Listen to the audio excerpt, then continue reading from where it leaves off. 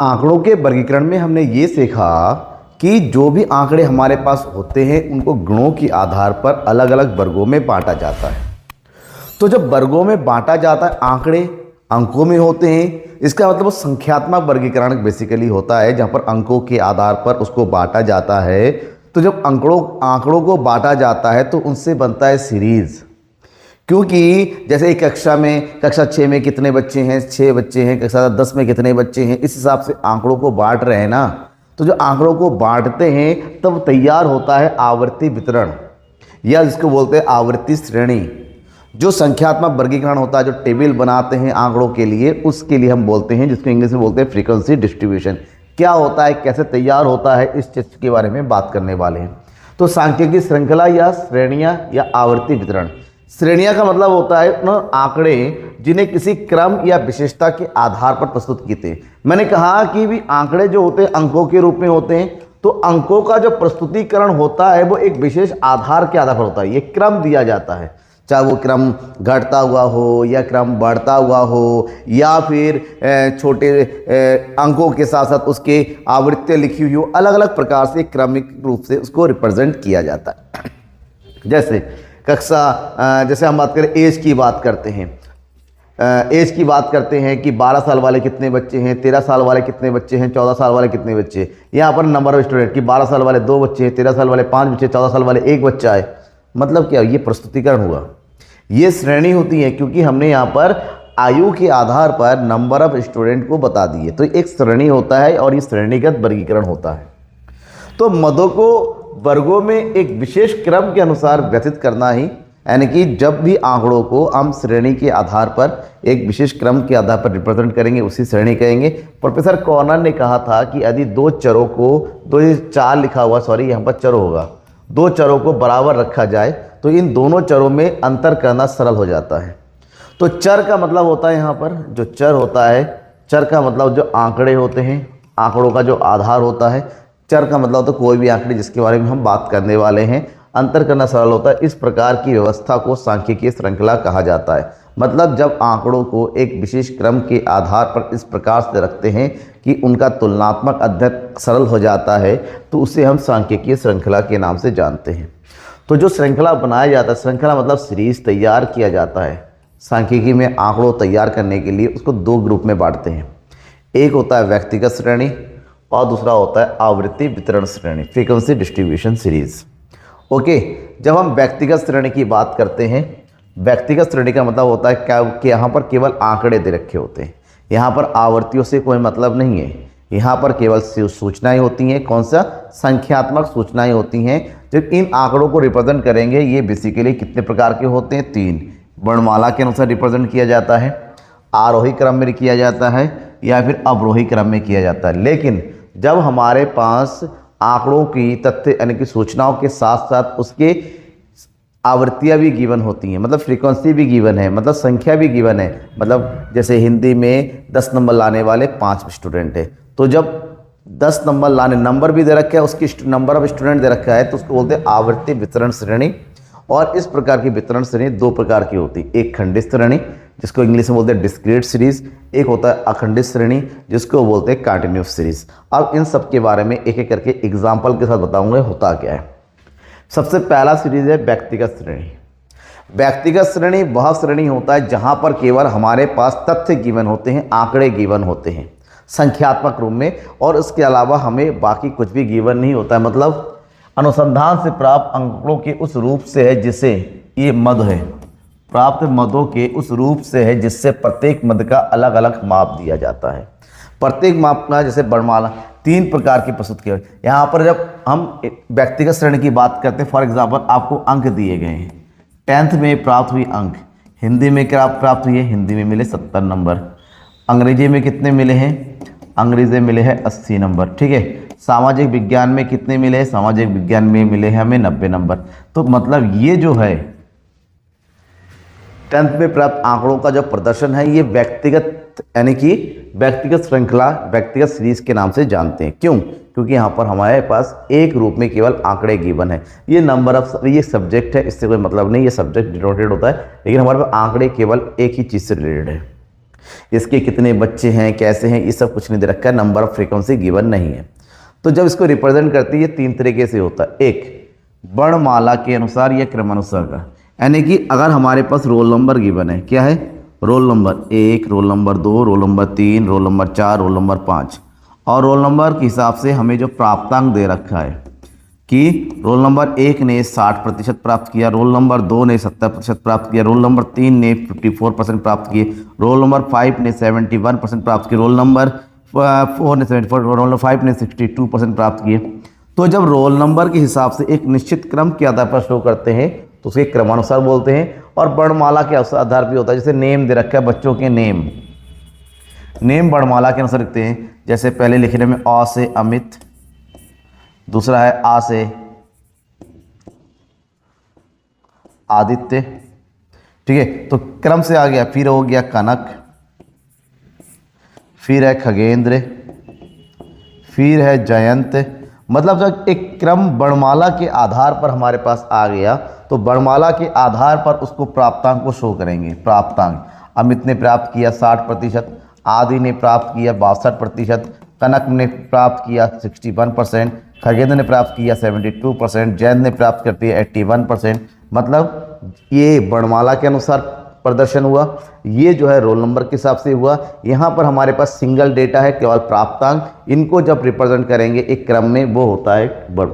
लेकिन आंकड़ों को वर्णमाला के आधार पर भी दूसरे तरीके से आंकड़ों को आरोही क्रम में या फिर अवरोही क्रम में भी रिप्रेजेंट किया जाता है, ठीक है। जैसे हमारे पास दे रखा है प्राप्तांक, क्या दे रखा है, प्राप्तांक दे रखे हैं। कितने दे रखे हैं, हमारे पास प्राप्तांक दे रखा है, इंग्लिश में 90 दे रखा है, हिंदी में 80 दे रखा है, एसएसटी में 40 दे रखे हैं, और साइंस में दे रखा है 65, और मैथ्स में दे रखा है 75, ठीक है। ये दे रखा है, ये आंकड़े हैं।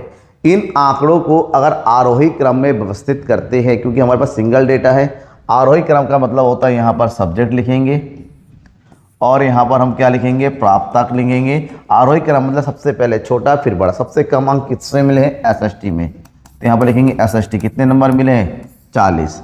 एसएसटी के बाद कौन सा है, साइंस, तो यहाँ पर लिखेंगे साइंस में कितने मिले हैं, 65। साइंस के बाद कौन है, मैथ्स, मैथ्स में कितने मिले हैं बेटा, मैथ्स में मिले हैं 75। उसके बाद कौन है, हिंदी, हिंदी में कितने मिले हैं, 80। उसके बाद कौन है, इंग्लिश, और इंग्लिश में कितने मिले हैं, इंग्लिश में है 90। तो यहाँ पर जब अंकों को घटते क्रम में बढ़ते क्रम में शो करते हैं वो है आरोही क्रम अनुसार।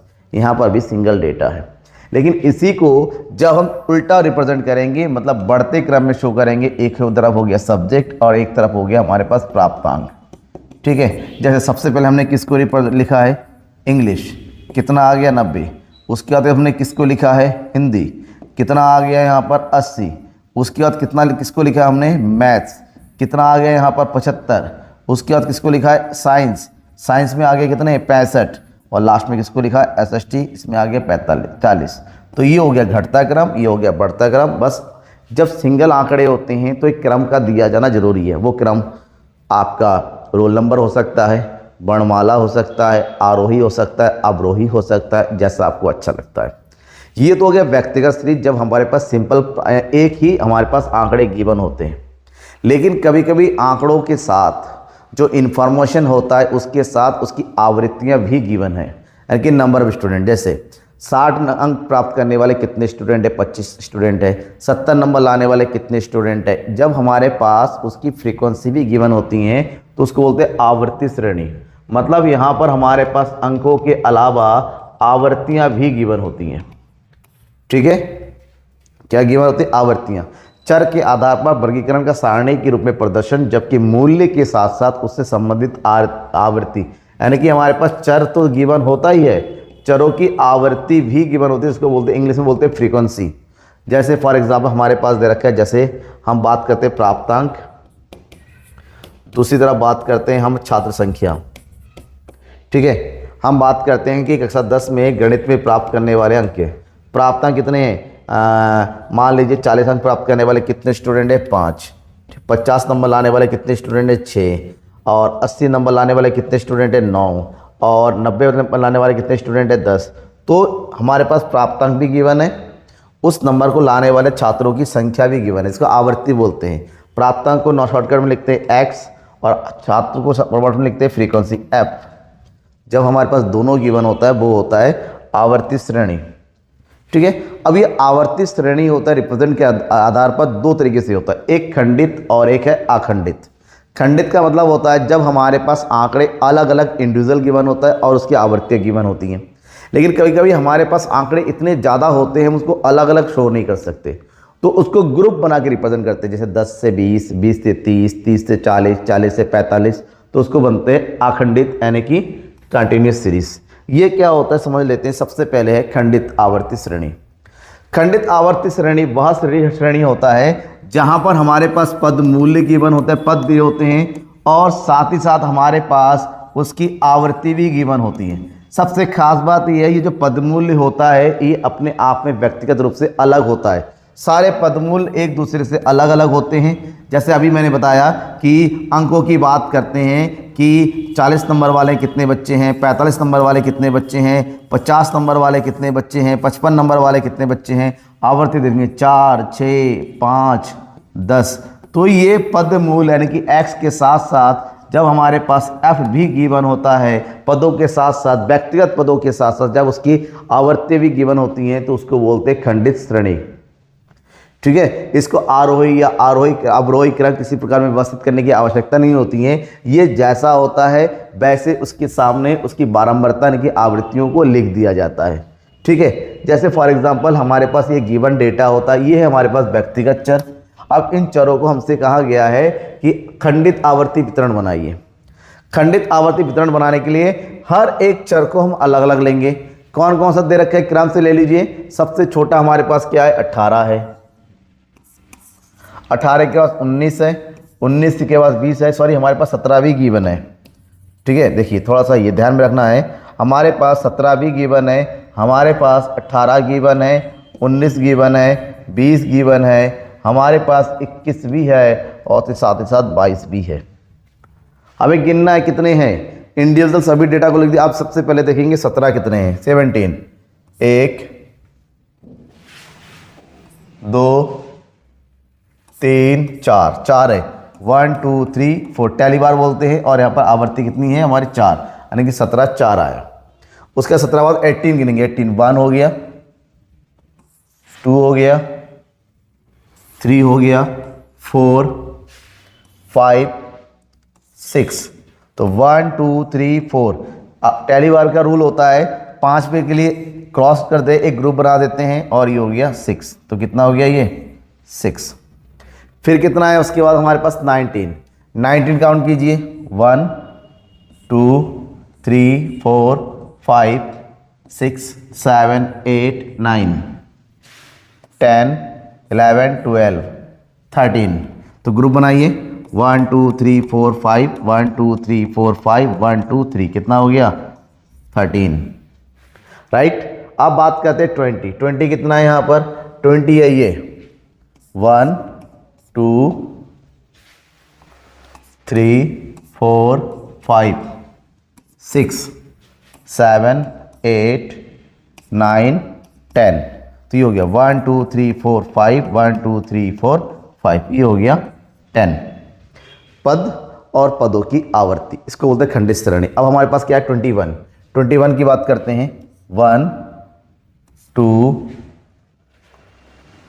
3, 4, 5, 1, 2, 3, 4, 5, ये हो गया हमारे पास 5। लास्ट में क्या बचा है हमारे पास 22। देखिए 22 कहाँ पर है हमारे पास, ये है 22, ये हो गया 1 ही है, ये हो गया 1, ये हो गया 1। ठीक है, ये रिप्रेजेंटेशन खंडित श्रेणी का होता है। ठीक है, खंडित श्रेणी का मतलब पद दे रखे होते हैं, साइज जिसको हम x में नाम से लिख सकते हैं और उसकी फ्रीक्वेंसी यानी कि f दे रखा होता है, ये खंडित श्रेणी होता है। खंडित श्रेणी के बाद दूसरी श्रेणी होती है सतत या अखंडित श्रेणी। सतत या अखंडित श्रेणी तब होता है जब हमारे पास बहुत ज़्यादा डेटा होता है। जो पद होता है, पदों को हम क्या करते हैं वर्गांतर में लिखते हैं, वर्ग बनाते हैं, वर्गांतर बनाते हैं, यानी कि पदों की पूरा ग्रुप बनाते हैं और ग्रुप के साथ साथ उसकी आवर्तियों भी लिख देते हैं। क्या लिखते हैं, आवर्तियाँ, यानी कि वर्गांतर को बोलते हैं क्लास इंटरवल CI। और आवर्ती को लिखते हैं एफ। और वर्ग कैसे बनाते हैं? समूह में, जैसे 0 से 10 नंबर लाने वाले कितने हैं, 10 से 20 नंबर लाने वाले कितने हैं, 20 से 30 नंबर लाने वाले कितने हैं, 30 से 40 नंबर लाने वाले कितने हैं, ये हो गया 5, 6, 8, 6।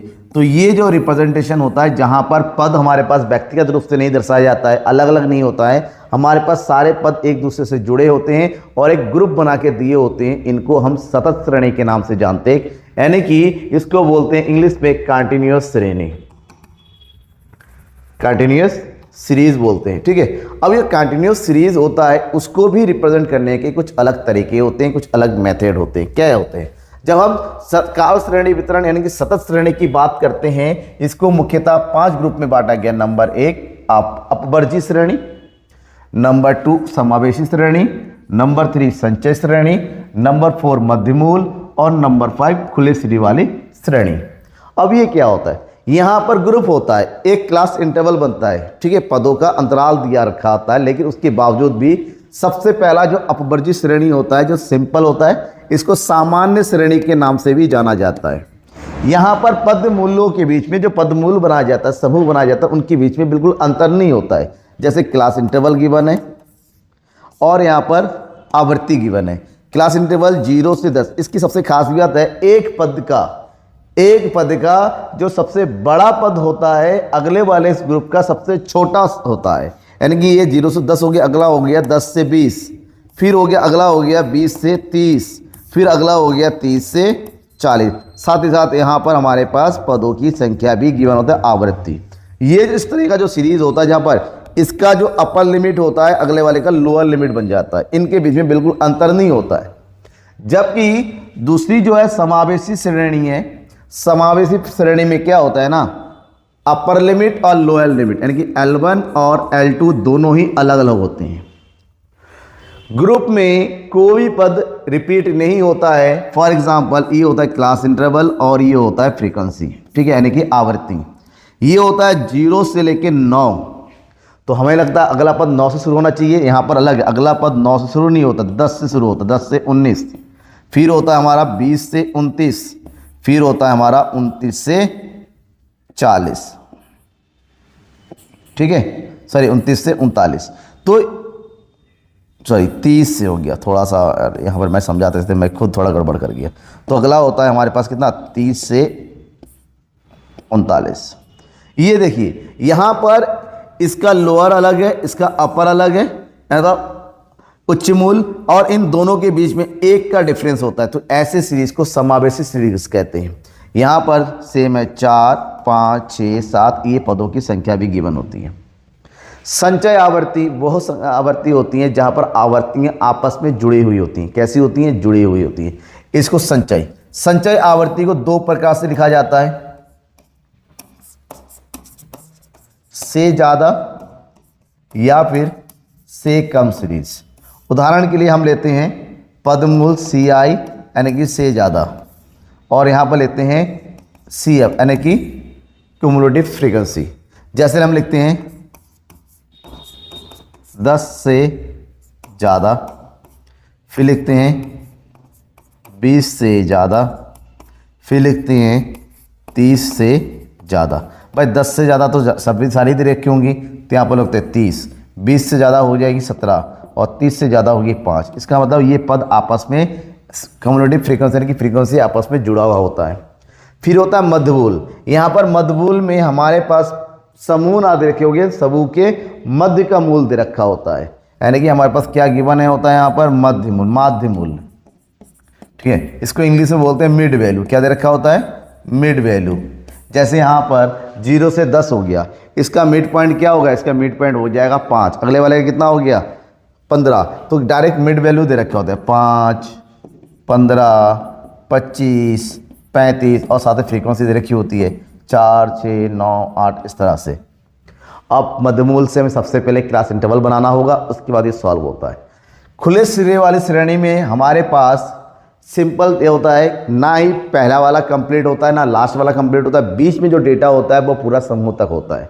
जैसे क्लास इंटरवल गिवन है यहाँ पर, ठीक है, यहाँ पर फ्रीक्वेंसी गिवन है। सबसे पहला होगा 0 से ज़्यादा, फिर होता है हमारा 10 से 20, 20 से 30, 30 से 40, अगला वाला हो जाएगा